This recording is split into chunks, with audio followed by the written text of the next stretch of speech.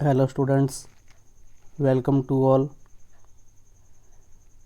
Students. इस video में हम क्लास 10th चैप्टर 6 और लाइफ प्रोसेसेस के बारे में डिस्कस करेंगे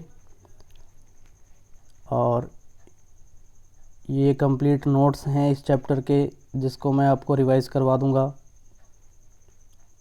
और जो भी आपके डाउट्स होंगे आप कमेंट करके पूछ सकते हैं। ये बायो का पोर्शन रहेगा आपका, चैप्टर 6 है और लाइफ प्रोसेसेस। क्या है लाइफ प्रोसेसेस? तो इसकी डेफिनेशन अगर हम बात करें तो जितने भी लिविंग ऑर्गेनिजम्स होते हैं वो अपनी लाइफ को मेंटेन करने के लिए जितने भी बेसिक फंक्शंस परफॉर्म करते हैं उनको हम बोलते हैं life processes. The basic functions perform by an organism to maintain their life is called life processes. अगर हम बात करें नेक्स्ट की एग्जांपल्स ऑफ लाइफ प्रोसेस, तो आप बताओगे nutrition, respiration, transportation and excretion. ये इसके एग्जांपल्स हैं। अब इन चारों टॉपिक्स के ऊपर हम वन बाय वन डिस्कस करेंगे। तो फर्स्ट इसमें है न्यूट्रिशन। न्यूट्रिशन क्या होता है कि फूड को इनटेक करना, उसको यूटिलाइज़ करना और उससे एनर्जी गेन करना, इस प्रोसेस को हम बोलते हैं न्यूट्रिशन। मोड ऑफ न्यूट्रिशन, तो न्यूट्रिशन के टू मोड्स होते हैं, ऑटोट्रॉफिक एंड हेटरोट्रॉफिक न्यूट्रिशन। क्या है इसके बारे में देखिए वन बाय वन। फर्स्ट है ऑटोट्रॉफिक न्यूट्रिशन।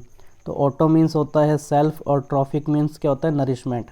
तो यानी कि इसका मीनिंग ये निकल के आता है कि ऐसे ऑर्गेनिजम्स जो अपना खुद का फूड फॉर्मेशन करते हैं उनको हम ऑटोट्रॉफ बोलते हैं। और ये जो इनका मेथड है, इस टाइप का ये जो मेथड है इसको हम बोलते हैं ऑटोट्रॉफिक न्यूट्रिशन। ये जो मोड होता है इसको ऑटोट्रॉफिक न्यूट्रिशन बोलते हैं। और ये जो स्पेसिफिक फीचर किसके पास होता है, तो ये ग्रीन प्लांट्स खुद का फूड फॉर्मेशन कर सकते हैं। और कौन सी प्रोसेस के थ्रू? फोटोसिंथेसिस। ये इंपॉर्टेंट है। नेक्स्ट अभी हम बात करेंगे फोटोसिंथेसिस क्या होता है। तो इसकी डेफिनेशन की अगर हम बात करें तो green plants make their on food in the presence of sunlight from simple inorganic matter. This process is called photosynthesis.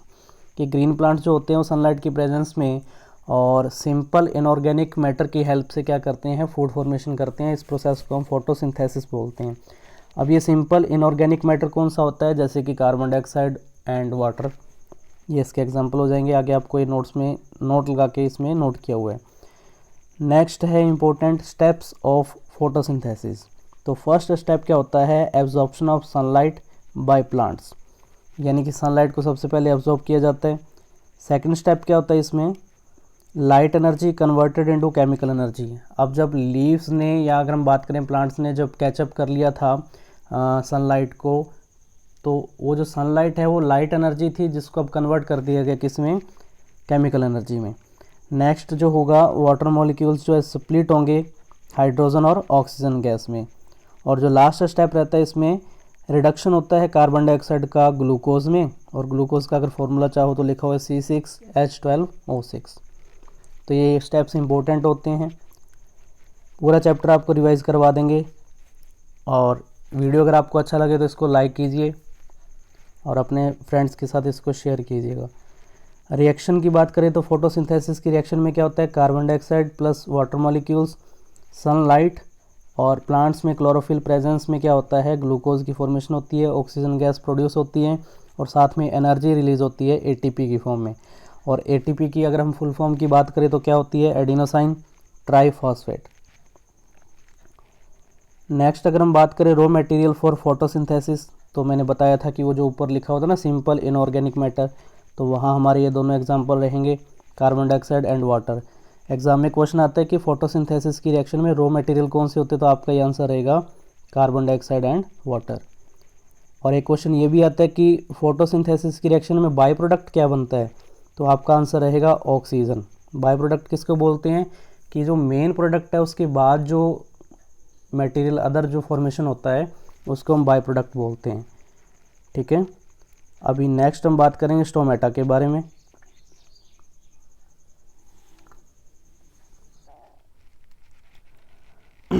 तो स्टोमेटा के बारे में अगर हम बात करें तो small pores present on the surface of leaf are called stomata. Each stoma singular of stomata is surrounded by two bean shape or kidney shape guard cells. Guard cells help in opening and closing of stomata. तो ये important line है कि अगर आपसे पूछे कि stomata open और close किसकी हेल्प से होती हैं, इसके लिए रिस्पॉन्सिबल कौन है, तो आप बताओगे गार्ड सेल्स।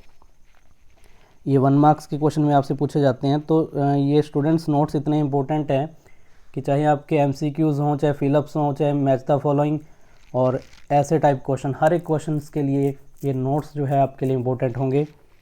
बिल्कुल डीपली जितना हो सकता था इसमें मैंने आपको एक्सप्लेन करके इसमें बताया है।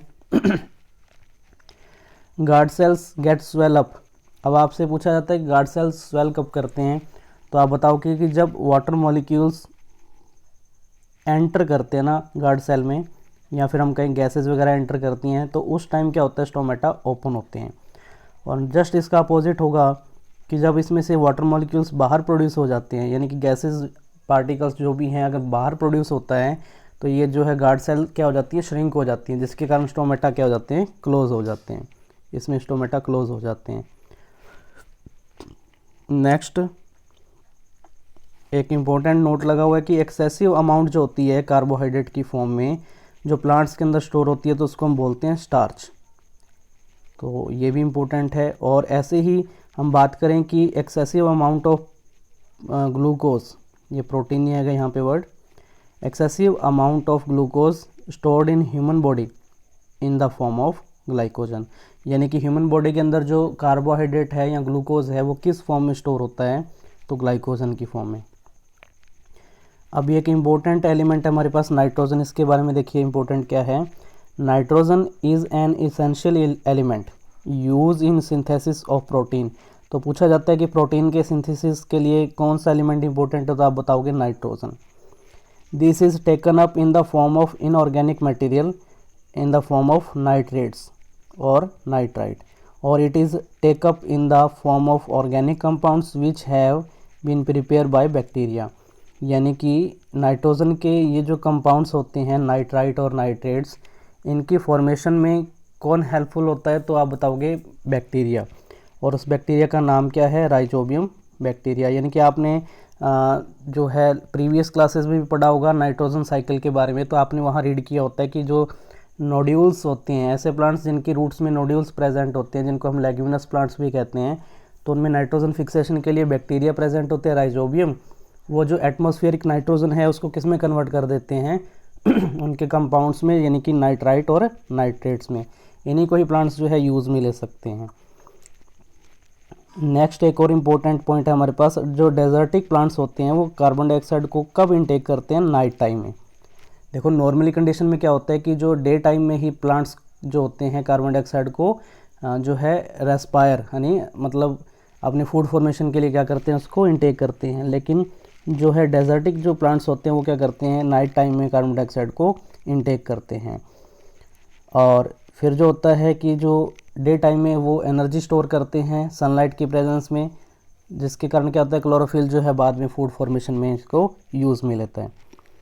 नेक्स्ट है सम बैक्टीरिया, यानी कि blue green algae whose other name is cyanobacteria, use atmospheric mode of autotrophic mode of nutrition, the process of photosynthesis take place in this bacteria।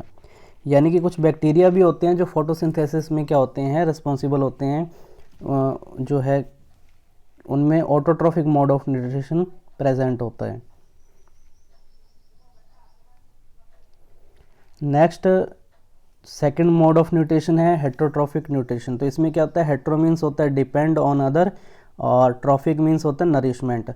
तो इसका मीनिंग ये हुआ कि ऐसे ऑर्गेनिजम्स जो अपने फूड के लिए, जो अपने नरिशमेंट के लिए डिपेंड होते हैं किसी अदर ऑर्गेनिज्म पर, तो उनको हम हेट्रोट्रॉफिक न्यूट्रिशन की कैटेगरी में रखते हैं। और एग्जांपल्स की बात करें तो इसमें ह्यूमन बीइंग, अमरबेल, मशरूम और फंगी एटसेट्रा, ये इसके एग्जांपल्स हैं।